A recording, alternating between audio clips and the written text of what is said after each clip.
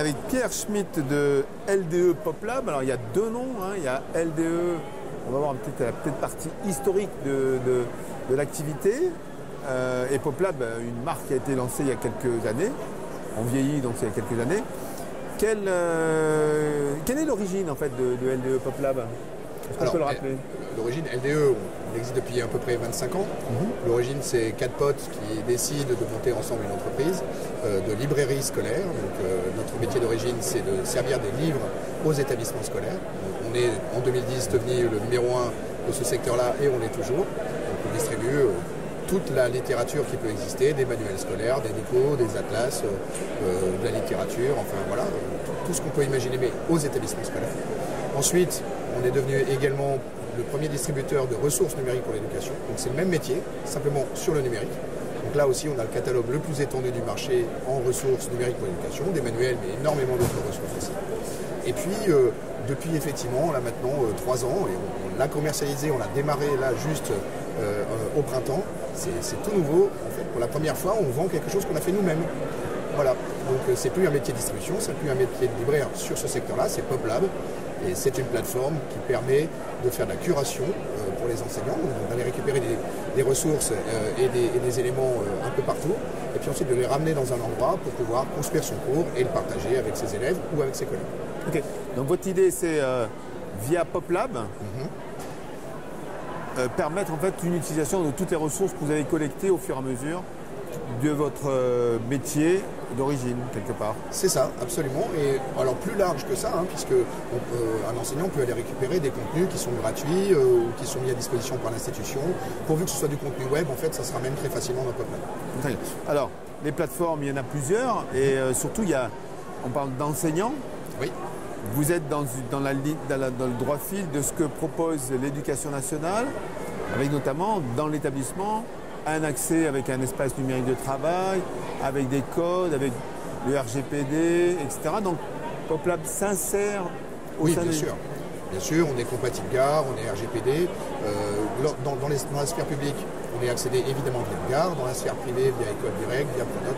On peut imaginer Pronote, c'est en projet, mais École Directe, c'est déjà fait. Et donc, en fait, bien sûr, on s'inscrit dans l'écosystème de l'établissement existant. Il ne s'agit pas d'avoir des codes d'accès spécifiques ou quoi que ce soit. Cela dit, les enseignants peuvent nous essayer tout seuls, avec un compte gratuit, en dehors de tout système.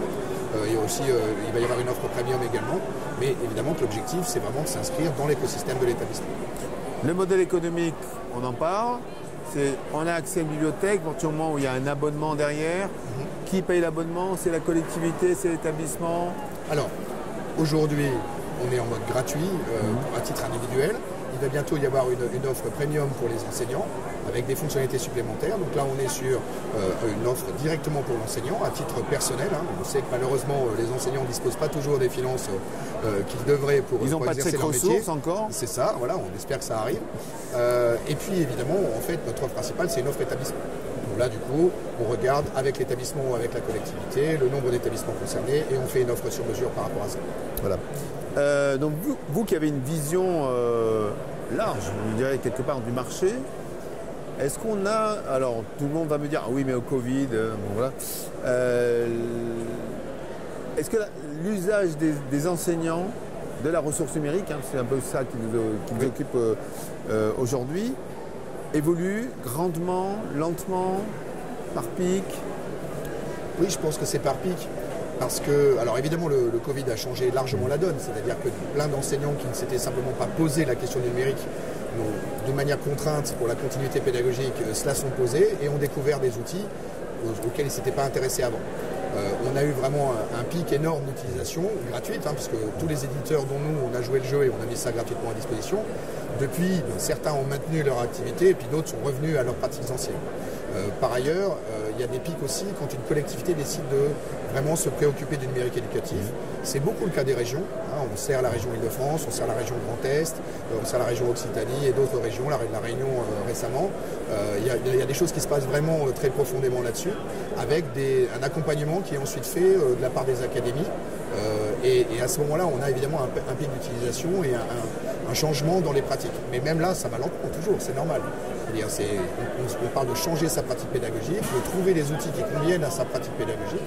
Tout ça prend du temps, il faut que ce soit accompagné, mais c'est normal.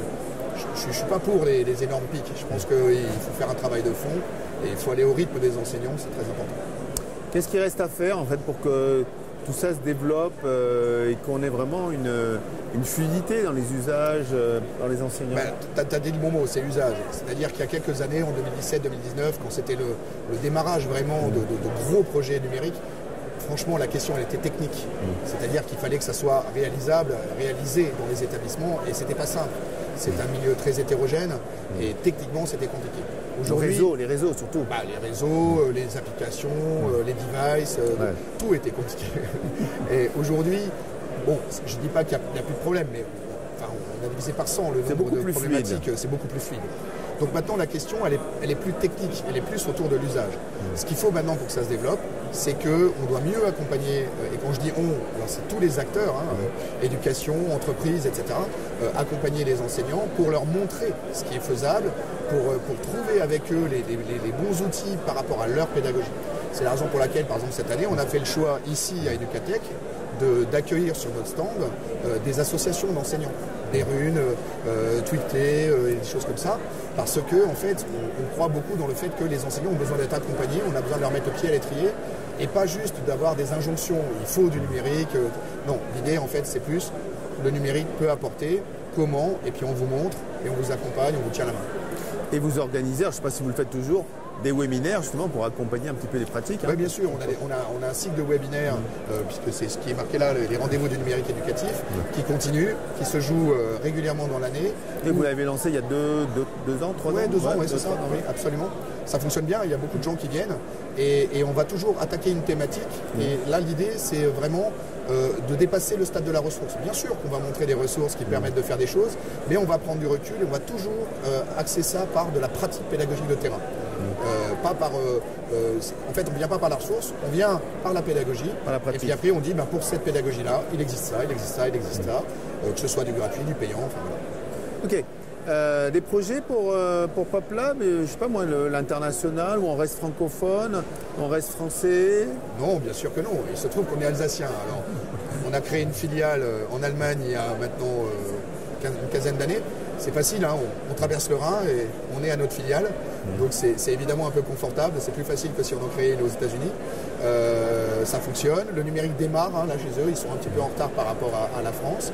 Donc oui, PopLab a été traduit en allemand, va être traduit dans d'autres langues. Et puis on a aussi cette activité de distribution qui, pareil, commence à prendre en Allemagne. Hein. On est aussi parmi les premiers libraires scolaires papier. Et donc maintenant, le numérique démarre vraiment en Allemagne. Et puis ensuite, après l'Allemagne, le monde est à nous. Le monde est à vous. Merci Pierre. Je t'en prie.